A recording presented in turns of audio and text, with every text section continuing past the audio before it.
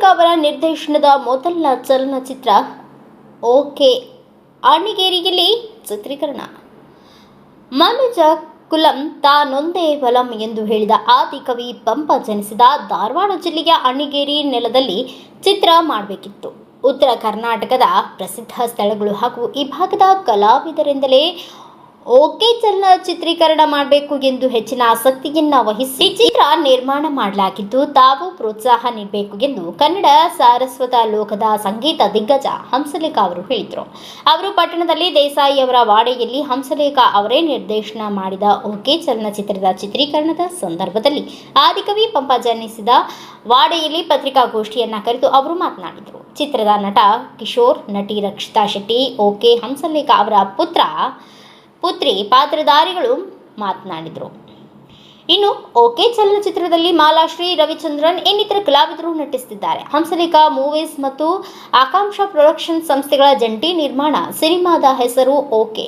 ಚಿತ್ರಕಥೆ, ಸಂಭಾಷಣೆ, ಸಂಗೀತ, ಸಾಹಿತ್ಯ ನಿರ್ದೇಶಕರು ಡಾಕ್ಟರ್ ಹಂಸಲೇಖ, ಕತೆ ಆದಿಬ್ ಅಖ್ತರ್, ಛಾಯಾಗ್ರಹಣ PKH ದಾಸ್, ಕಲೆ ಹೊಸ್ಮನೆ ಮೂರ್ತಿ, ನಿರ್ಮಾಪಕರು ಹಂಸಲೇಖ ಮತ್ತು ನಾಗೇಶ್ ವಾಸ್ಟರ್, ತಾರಾಗಣ ಕಿಶೋರ್, ನಿಷ್ಕಲಾ, ತನಿಷ್ಕಾ, ರಾಶಿಕಾ ಶೆಟ್ಟಿ, ಅಶೋಕ ಚಿತ್ಕಾಲ್, ಬಿರಾದಾರ್, ನೀತಾ ಮೈಂದರ್ಗಿ, ಗವಿಸಿದ್ದಯ್ಯ, ಶ್ಯಾಮ್ ಖಾನಾಪುರ್, ಸುನಂದ ಹೊಸಪೇಟೆ, ಇಂದ್ರಜಿತ್, ಅಕ್ಷತಾ, ಹಂಸಲೇಖ ಅವರ ಪತ್ನಿ ಹಾಗೂ ಪುತ್ರಿ ಪತ್ರಿಕಾಗೋಷ್ಠಿಯಲ್ಲಿ ಉಪಸ್ಥಿತರಿದ್ದರು. ವರದಿಗಾರ ಈರಪ್ಪ ಗುರಿಕಾರ್, ಅಣ್ಣಿಗೇರಿ. ನಿರ್ದೇಶನ ಮಾಡ್ತಾ ಇದ್ದಾರೆ. ಇದ್ರ ಜೊತೆಯಲ್ಲಿ ಅವ್ರು ಹಾಡು ಬೆಳೀತಾರೆ, ನಿಮ್ಗೆಲ್ಲ ಗೊತ್ತಿರೋದೇ ಅದು. ಮತ್ತೆ ಈ ಚಿತ್ರದ ಸಂಭಾಷಣೆ 6 ಅದ್ಭುತವಾದ ಹಾಡುಗಳಿದೆ. ಓಕೆ, ಒಂದು ಹಾಡು ಉತ್ತರ ಕರ್ನಾಟಕಕ್ಕೆ ಸಂಬಂಧಪಟ್ಟಿದ್ದು. ಮತ್ತೆ ನಾವು ಅಲ್ಲಿಗಡೆ ಈ ವಾಡೆ ಮನೆಯಲ್ಲಿ ಶೂಟ್ ಮಾಡ್ತಾ ಇದ್ದೀವಿ. ಮುಖ್ಯವಾದ ಒಂದು ಚಿತ್ರದ ಕತೆ. ಆ ಕತೆ ಈ ಸಿನಿಮಾದಲ್ಲಿ ಮುಖ್ಯ ಪಾತ್ರ ವಹಿಸುತ್ತೆ. ಒಂದು ಕ್ಯಾರೆಕ್ಟರ್, ಆ ಕ್ಯಾರೆಕ್ಟರ್ ಸುಕ್ಕಯ್ಯ, ಅದನ್ನ ಆಕ್ಟ್ ಮಾಡ್ತಾ ಇರೋದು ರಾಶಿಕಾ ಶೆಟ್ಟಿ ಅವರು. ವೆಲ್ಕಮ್ ರಾಶಿಕಾ ಶೆಟ್ಟಿ ಅವರೇ ನಮ್ಮ ತಂಡಕ್ಕೆ.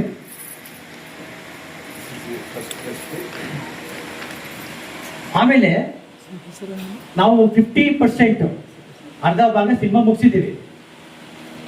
ನಾನು ತುಂಬಾ ಸರಿ ಕೇಳಿದೆ ಹಂಸಲೇಖ ಸರ್ನ, ರೆಸ್ಪೆಕ್ಟ್ ಮಾಡೋದವ ನೀವು, ಸುಮ್ಮನೆ ನಾವು ಮಾಡ್ತೀವಿ ಹಂಗೆ ಸಸ್ಪೆನ್ಸ್ ಇಟ್ಟಿದ್ರು. ಅವರು ನನ್ನ ಪ್ರಕಾರ ಉತ್ತರ ಕರ್ನಾಟಕ ಅಂದ್ರೆ ತುಂಬಾ ಆಸೆ. ಯಾಕಂದ್ರೆ ಸಿನಿಮಾ ಬೆಳೆಸಿರೋದೇ ನೀವು,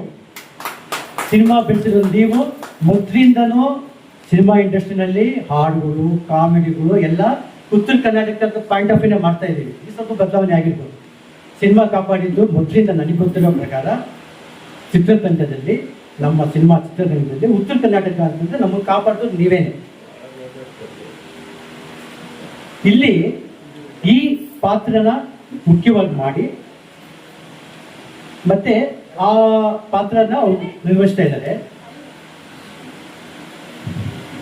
ನಾನು ಕೇಳಿದಾಗ ಎಲ್ಲಿ ಪ್ರೆಸ್ಪೀಟ್ ಮಾಡ್ತೀವಿ, ಎಲ್ಲೂ ಬೇಡಪ್ಪ, ಬೆಸ್ಟ್ ಜಾಗ ಇದೆ ಅಣ್ಣಿಗೇರಿಯಲ್ಲಿ ಮಾಡ್ತೀವಲ್ಲ, ಅಲ್ಲಿ ಆದಿಕವಿ ಪಂಪನ ವಾಡೆಯಲ್ಲಿ ಮಾಡೋಣ. ಅದಕ್ಕಿಂತ ಕರ್ನಾಟಕದಲ್ಲಿ ಬೇರೆ ಯಾವ ಜಾಗ ಇದೆ ಅಲ್ಲಿ ಮಾಡೋಣ ನಾವು.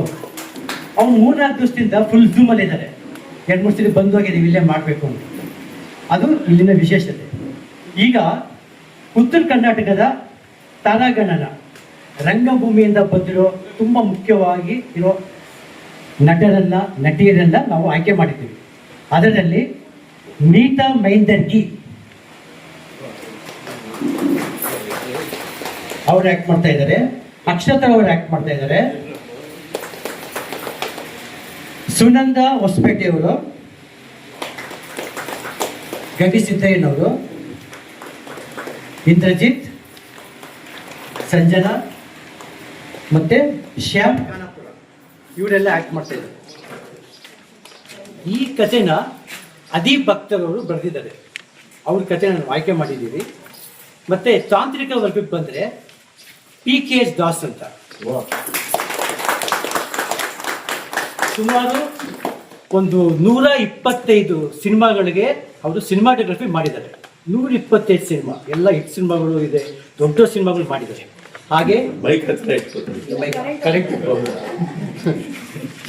ಹಾಗೆ ಕಲಾ ವಿಭಾಗಕ್ಕೆ ಬಂದರೆ ಹೊಸಮನೆ ಮೂರ್ತಿಯವರು ಇದ್ದಾರೆ, ಅವರು ತುಂಬ ಚಿತ್ರಗಳು ಮಾಡಿದ್ದಾರೆ. ಮತ್ತು ಕಾಸ್ಟ್ಯೂಮ್ ಡಿಪಾರ್ಟ್ಮೆಂಟು, ಮಿಕ್ಕಿದ ಎಲ್ಲ ಡಿಪಾರ್ಟ್ಮೆಂಟು ಇದ್ದಾರೆ. ಸೊ ಈ ಸಿನಿಮಾಗೆ ನಾನು ಮುಖ್ಯವಾಗಿ ಎಲ್ಲ ಕರ್ನಾಟಕದ ಜನರಲ್ಲಿ ನಾನು ಅಭಿಮಾನಿಯಾಗಿ ಈ ಚಿತ್ರನ ಹಂಸಲೇಖ ನಿರ್ದೇಶನ ಮಾಡ್ತಿರೋದ್ರಿಂದ ಈ ಚಿತ್ರ ಯಶಸ್ಸಾಗಲಿ, ಒಳ್ಳೇದಾಗಲಿ ಅಂತ ಕೇಳ್ಕೊತೀನಿ. All the best. Thank you.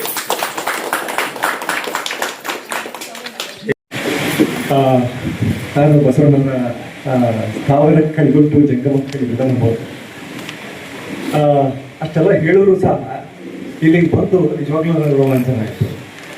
Mostly ಅದು ಈ ಸ್ಥಾವರದ ಗುಣ ಅಲ್ವೇನೋ, ಅದು ಪಂಪನ ಜಂಗಮದ ಗುಣ ಅಂತ. ಪಂಪ ಬಿಟ್ಟು ಬಂದಿದ್ದು ಕೃತಿಗಳು, ಪಂಪನ ಕೆಲಸ, ಪಂಪನ ಆಲೋಚನೆ. ಆವತ್ತಿಂದನೇ ಅವನು ದೊಡ್ಡರಾಗಿ, ಆವತ್ತಿಂದನೇ ನನಗೆ ತುಂಬ ಇಂಟ್ರೆಸ್ಟಿಂಗ್ ಅನ್ಸಿದ್ದು, ನಾನು ಯಾವಾಗಲೂ ಹೇಳ್ತಾ ಇರ್ತೀನಿ, ಕವಿಗಳು ಸಮಾಜದ ಸಾಕ್ಷಿ ಪ್ರಶ್ನೆ. ಕವಿ ಸಮಾಜವನ್ನು ಎಚ್ಚರಿಸ್ತಾ ಇರಬೇಕು, ಸಮಾಜಕ್ಕೆ ಕನ್ನಡಿ ಹಿಡಿತಾ ಇರಬೇಕು, ಆಗಲೇ ಸಮಾಜ ಸ್ವಾಸ್ಥ್ಯ ಚೆನ್ನಾಗಿರ್ಲಿಕ್ಕೆ ಸಾಧ್ಯ. ಆವತ್ತಿನಿಂದ ಪಂಪ ಕೆಲಸ ಮಾಡ್ಕೊಂಡು ಬಂದ. ನಮ್ಮ ಕೃತಿಗಳು ನೋಡಿದ್ರೆ ಮೊದಲ ಬಾರಿಗೆ, ಅದು ಇವತ್ತಿನ ಡಿವೈಡ್ ಅಂಡ್ ರೂಲ್ ಜಗತ್ತಿನಲ್ಲಿ ಅವನು ಹೇಳಿದ ಮನುಜ ಕಾಲಂ ಪಾದಂಬೆ ಬಲಂ ಇವತ್ತಿಗೂ ನಾವು ನೆನೆಸ್ಕೋಬೇಕು.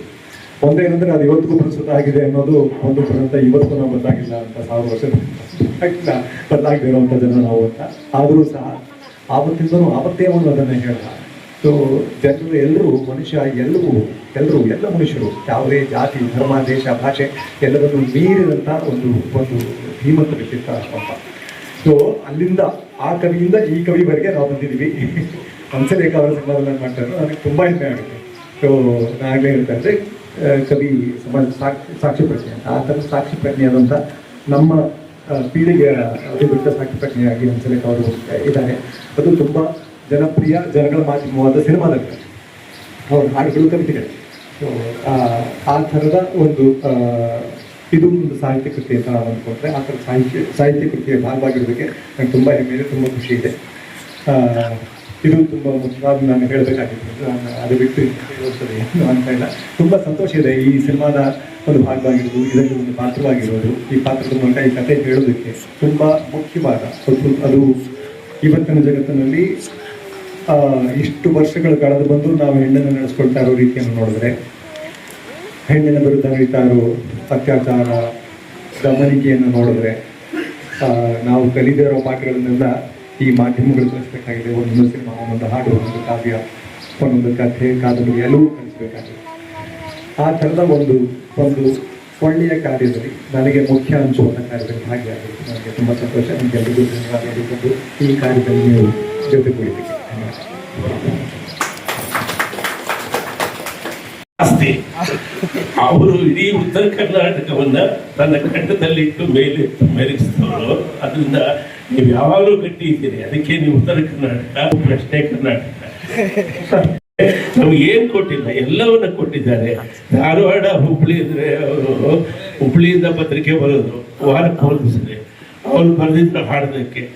ಇನ್ನು ಯಾಕ ಬರ್ಲಿಲ್ಲವ ಹುಬ್ಬಳ್ಳಿಯವ, ವಾರದಾಗ 3 ದಿನ ಬರ್ತಿದ್ದವ ಅಂತ. ಅವ್ರ ಪತ್ರಿಕೆ ಮೇಲೆ ಬರೆದ್ರೆ ನಮ್ಮ ಹಾಡೋರೆಲ್ಲ ಯಾವ್ದು ಹೆಣ್ಮಗುಗೋಸ್ಕರ ಬಂದು ಜ್ಞಾನಪೀಠವನ್ನ ಶೃಂಗರಿಸಿದ ದೊಡ್ಡ ಕವಿ ಬೇಂದ್ರೆ. ಆತ ಜನಪದದಳು ಪುಕ್ಕು ಮಾರ್ಗದಳು ತಡೆದವನು. ಕುವೆಂಪು ಸಂಸ್ಕೃತದಲ್ಲಿ ಮುಳುಗಿ ಕನ್ನಡಕ್ಕೆ ಮಹಾಕಾವ್ಯ ಕೊಟ್ಟು. ಈ 2 ಮಹಾಕವಿಗಳು ನಮಗೆ ಆ ಕಡೆ ಪ್ರಶ್ನೆ ಕರ್ನಾಟಕ, ಈ ಕಡೆ ಉತ್ತರ ಕರ್ನಾಟಕಕ್ಕೆ, ಈ ಕಡೆ ಬೇಂದ್ರೆ ಸಮೃದ್ಧವಾಗಿದೆ. ಆದರೆ ಗದಗಿನ ಈ ಪುಣ್ಯಾಶ್ರಮ ಮತ್ತು ಈ ಪಂಪನ ಈ ಕ್ಷೇತ್ರಗಳೆಲ್ಲ ಅಭಿವೃದ್ಧಿ ಹೊಡಬೇಕು, ಪ್ರಪಂಚದ ದಾಖಲಾತಿಗಳಲ್ಲಿ ಇವೆಲ್ಲ ಎದ್ದು ಕಾಣಬೇಕು ಅನ್ನೋದು ನನ್ನ ಆಸೆ. ಅದರಿಂದ ನೀವು ದನಿ ಎತ್ತಿರಿ, ನಿಮ್ಮ ಜೊತೆಯಲ್ಲಿ ನಾವು ದನಿ ಎತ್ತೀವಿ. ನಾನು ಸುಮಾರು ಒಂದು 77 ದಶಕಗಳಿಂದ ಈ ಭಾರತದಲ್ಲಿ ವಾಸ ಮಾಡ್ತೇನೆ. ಯಾವ್ಯಾವ ಮುಖ್ಯಮಂತ್ರಿಗಳು, ಯಾವ್ಯಾವ ಪ್ರಧಾನಿಗಳೆಲ್ಲ ಬಂದು ಹೋದರು. ನನಗೆ ತುಂಬಾ ಈ ದೇಶಕ್ಕೆ ಉಪಯೋಗವಾಗುವಂತ ಒಂದು ಘೋಷವಾಕ್ಯ ಮೊದಲು ಕೊಟ್ಟವರು ಲಾಲ್ ಬಹದ್ದೂರ್ ಶಾಸ್ತ್ರಿ ಅವರು. ಜೈ ಜವಾನ್ ಜೈ ಕಿಸಾನ್ ಅನ್ನುವ ಒಂದು ಅದ್ಭುತವಾದ ಘೋಷವಾಕ್ಯವನ್ನು ಕೊಟ್ಟರು. ಅದಾದ್ಮೇಲೆ ಬೇಕಾದಷ್ಟು ಘೋಷವಾಕ್ಯಗಳೆಲ್ಲ ಬರ್ತವೆ. ಆದ್ರೆ ಒಂದು ಈ ಕಡೆ ಎಲ್ಲ ಹೆಣ್ಮಕ್ಳು ಬಯಲು ಪ್ರದೇಶದಲ್ಲಿ ಎಷ್ಟು ಸಂಕಟ ಪಡ್ತವೆ, ಊಟ ವೈಟ್ ಮಾಡ್ತಿರ್ತವೆ. ಒಂದು ಶೌಚಾಲಯದ ಒಂದು ಪ್ರಜ್ಞೆಯನ್ನ ಭಾರತದಲ್ಲಿ ಯಾರು ಸಮಯದಲ್ಲಿ ತರಲೇ ಇಲ್ಲ. ಈ 12 ವರ್ಷ ಕಾಲದಲ್ಲಿ ಏರುಪೇರುಗಳ ಮಧ್ಯೆ ಈ ಶೌಚಾಲಯದ ಕುರಿತು, ಹೆಣ್ಣಿನ ಜನನ ಮತ್ತು ಓದುವಿಕೆಯ ಕುರಿತು ದೊಡ್ಡ ಜಾಗೃತಿಯನ್ನು ಮೂಡಿಸಿದ ಒಂದು ಘೋಷವಾಕ್ಯ ಬೇಟಿ ಬಚಾವ್ ಬೇಟಿ ಪಢಾವ್ ಅನ್ನುವ ಒಂದು ಘೋಷವಾಕ್ಯವನ್ನು ಕೊಟ್ಟಿದ್ದಾರೆ. ಈ ಚಿತ್ರದ ಕಥೆ ಕೂಡ ಆ ಘೋಷವಾಕ್ಯದ ಮೇಲೆ ಹೋಗ್ತಾ ಇದೆ. ಹಾಗಾಗಿ ಜೈ ಜವಾನ್ ಜೈ ಕಿಸಾನ್ ಒಂದು ಶ್ರೇಷ್ಠವಾದ ಕಲ್ಪನೆ, ಬೇಟಿ ಬಚಾವ್ ಬೇಟಿ ಪಢಾವ್ ಕೂಡ ಶ್ರೇಷ್ಠ ಕಲ್ಪನೆ.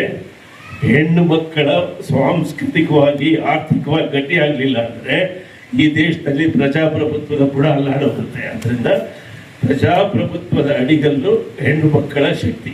Thank you sir. ಚಿತ್ರೀಕರಣ ಇಲ್ಲೇ ಎಲ್ಲೆಲ್ಲಿ ಐತೆ ಅನ್ನೋ ಸ್ವಲ್ಪ ಚಿತ್ರೀಕರಣ ಎಲ್ಲೆಲ್ಲಿ ಆಗ್ತೈತೆ ಇದು? ಈ ಚಿತ್ರೀಕರಣ ಎಲ್ಲೆಲ್ಲಿ ಆಗುತ್ತೆ ಸರ್?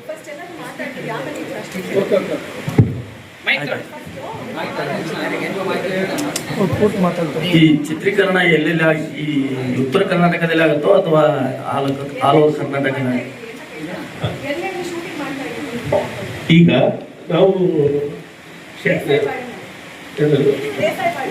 ದೇಸಾಯಿ ವಾಡೆ ಮನೆ ಅಂತ ಒಂದಿದೆ, ಅಲ್ಲಿ ಶೂಟ್ ಮಾಡಿದ್ವಿ.